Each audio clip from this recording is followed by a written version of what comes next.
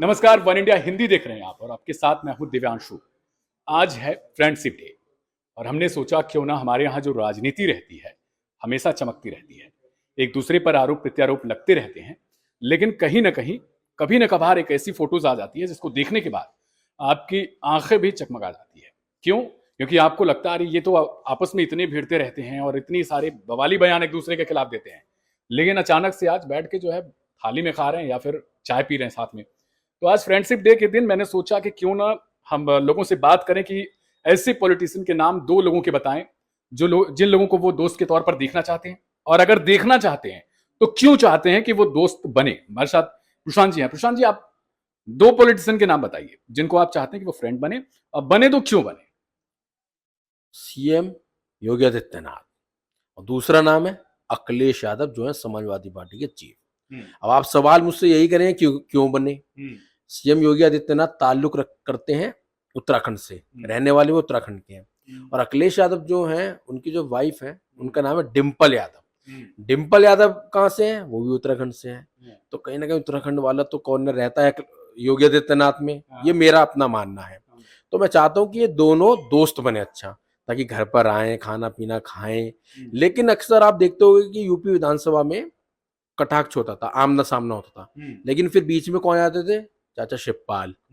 शिवपाल की एंट्री होती थी, चाचा शिवपाल की, तो एक दूसरे पर हंसी मजाक होता था। तो वो हंसी मजाक में कहीं ना कहीं मेरा मानना है इन दोनों में दोस्ती होनी चाहिए।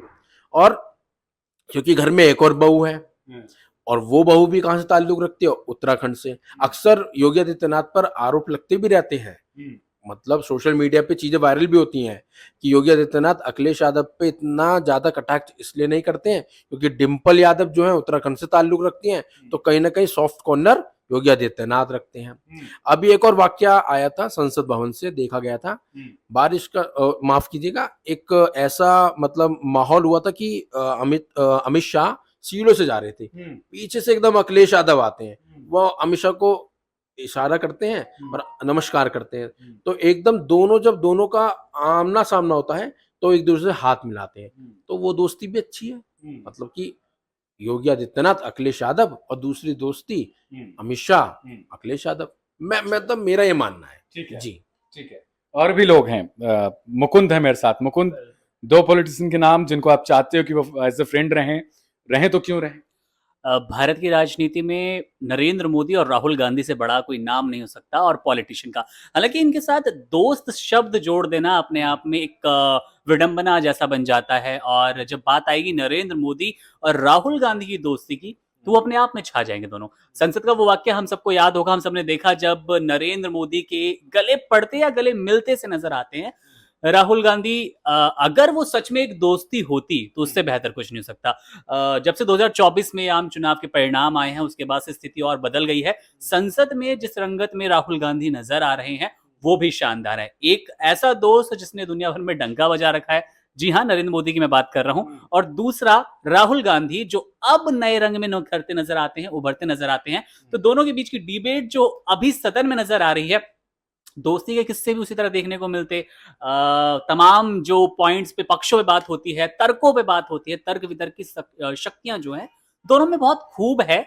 लेकिन सोशल मीडिया का जमाना है, हम स्थिति बिल्कुल परे पाते हैं, जहां नरेंद्र मोदी को तो बहुत समझदार व्यक्तित्व के रूप में दिखाने की कोशिश की गई है, लेकिन राहुल गांधी की जो पप्पू वाली पर्सनैलिटी है वो नजर आती है। पर अगर दोनों दोस्त होते कहीं ना कहीं, तो मुझे लगता है कि जो सोशल मीडिया का ये पूरा चार्म है, यूजर्स के कमेंट्स हैं, वो भी कहीं ना कहीं एक तरफ सिमटता नजर आता है। लेकिन ये स्थिति थोड़ा सा काल्पनिक सी नजर आती है, पर मैं इन दोनों को दोस्त जरूर देखना चाहता हूँ। तो ये उत्तरी ध्रुव और दक्षिणी ध्रुव को मिलाने की कोशिश है। मेरे साथ अंकित भी हैं। मैं वही सवाल फिर से करूंगा, कौन से आपको चेहरे लगते हैं जो दो दोस्त होने चाहिए, लेकिन क्यों? देखिए, थोड़ा सा मैं हट के थोड़ा सा बताना चाहूंगा। देखिए, राजनीति में ना दोस्ती बरकरार रहनी चाहिए। एक्चुअली क्या होता है, आपका मतभेद और मनभेद में अंतर पता होना चाहिए। अभी जो संसद की कार्रवाई होती है, हमने कई बार देखा, जो बातें होती हैं वो एक पर्सनल लेवल पर चली जाती हैं। लोगों को किस तरह से बोलना चाहिए, किस तरह से चीजें रखनी चाहिए, वो सही से नहीं हो पा रहा है। आप जो हमारे रेल मंत्री हैं उनको रील मंत्री करके चिढ़ाया जा रहा है। ये पर्सनल लेवल के जो अटैक्स हैं वो शायद नहीं होने चाहिए। राजनीति में दोस्ती की मिसाल हमने देख रखी है जब अटल बिहारी वाजपेयी जी सरकार में नहीं थे, उस दौर की हम बात करते हैं। जवाहरलाल नेहरू जब प्रधानमंत्री हुआ करते थे, हम उस दौर की बात करते हैं। राजनीति में बिल्कुल अपोजिशन होनी चाहिए और स्ट्रांग अपोजिशन होनी चाहिए, जिससे सत्ता जो है वो थोड़ी सी मजबूत चलती, ठीक ठाक चीजें चलती हैं।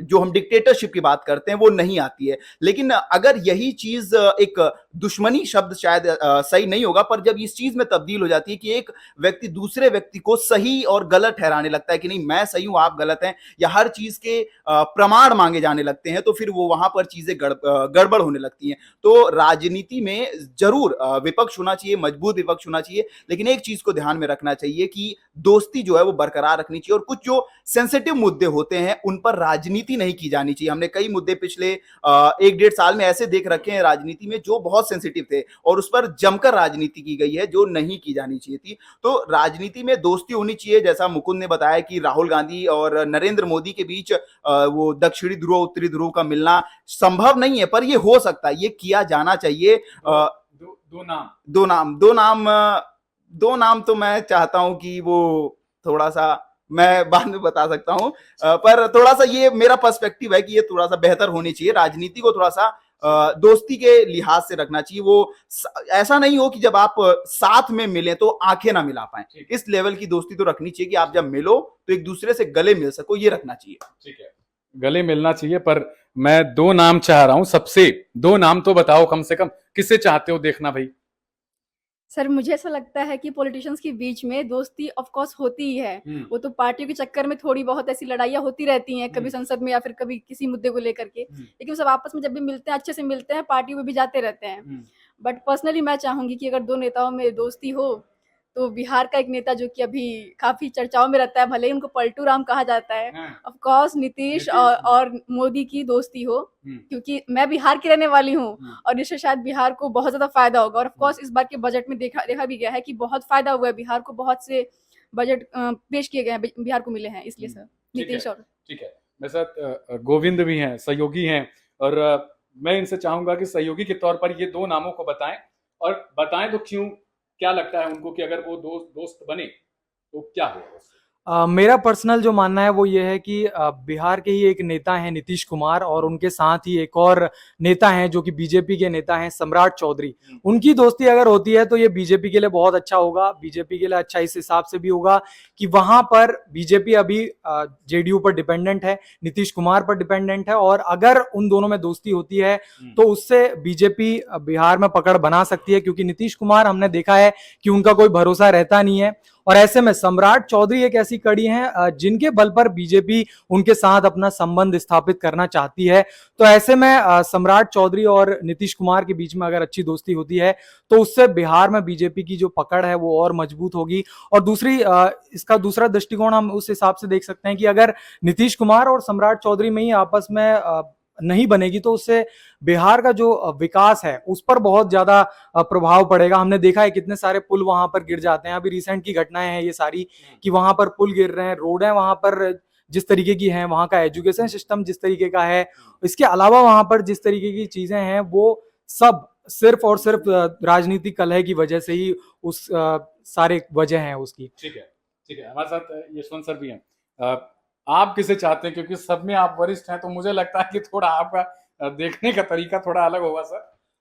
बात मैं भी बिहार की करूंगा क्योंकि वो इंटरेस्टिंग भी है। वहाँ चाचा भतीजे भी हैं और वहाँ लालू यादव भी हैं। लालू यादव जो अपनी बयानबाजी और खिलंदड़ी के लिए फेमस हैं, वहीं जो है नीतीश कुमार भी हालिया बयान ऐसे हैं कि उसको सभी लोग समझते हैं क्या है। तो मैं चाहता हूं कि उन दोनों के बीच में, जिन्होंने, ये तो सब जानते ही हैं, जिन्होंने जो है छात्र जीवन से ही जो राजनीति में दोनों एक साथ आए, लालू जी भी और नीतीश कुमार भी। हालात ऐसे हुए कि ये लोग को अलग अलग इन्होंने अपनी राह बना ली, अपनी अपनी पार्टीज बना ली। तो कुल मिला के ये है कि अब ये कोशिश, जब ये अलग राह हो गई थी 2015 के आसपास, ये लोग फिर से साथ आए, सरकार बनाई, लेकिन ये जो 2017 में फिर से अलग हो गए, फिर ये 2022 में जुड़ गए, एक साथ आए। मेरा कहने का मतलब है कि ये दोनों जो है इतने पकड़ वाले नेता हैं, दोनों ही अपने अपने समुदाय से, अपनी जाति से, अपने समाज से, कि इन दोनों से अगर ये मिल जाएंगे तो जो एक पिछड़ा हुआ राज्य है बिहार, जहाँ की क्राइम और जहाँ की अर्थव्यवस्था की हालत सब जानते हैं, उसमें सुधार होगा। और वहां से जो पलायनवाद चल रहा है, जो वहां के युवा और जितनी तेजी से दूसरे महानगरों की तरफ भाग रहे हैं रोजगार के लिए, काम के लिए, तो अगर ये मिलें तो राज्य का विकास होगा तो लोगों को अपने घर छोड़ने के लिए मजबूर नहीं होना पड़ेगा। ये सबसे महत्वपूर्ण है। बिल्कुल, लोगों को अपना घर छोड़ने के लिए या फिर जो भी बातें अभी आपने सुनी, लेकिन उसमें 2 नाम मुझे लगता है जो छूट गए हैं और होना भी चाहिए। यहाँ एक महिला भी थी, लेडी भी थी, उनसे भी मैंने सोचा, एक्सपेक्ट किया था कि वो बोलेंगी। मैं चाहता हूँ कि महुआ को आप जानते हैं और एक बीजेपी की स्मृति ईरानी, अगर ये दोनों ना मिलें तो माहौल ही खराब हो जाएगा। और अगर आपको लगता है कि इनमें से जितनी भी नामों की चर्चा की गई है उनमें से कोई और नाम आपको लगता है जो होना चाहिए दोस्ती के तौर पर, क्योंकि आज फ्रेंडशिप डे है, और आपको कौन से वो पॉलिटिशियंस लगते हैं जो एक साथ मिलने चाहिए, और मिलने भी चाहिए तो क्यों मिलने चाहिए, उसे कमेंट बॉक्स में जरूर लिखकर बताएं। ढेर सारी खबरों से जुड़े रहने के लिए वन इंडिया हिंदी को सब्सक्राइब करें। मैं था आपके साथ दिव्यांशु। नमस्कार।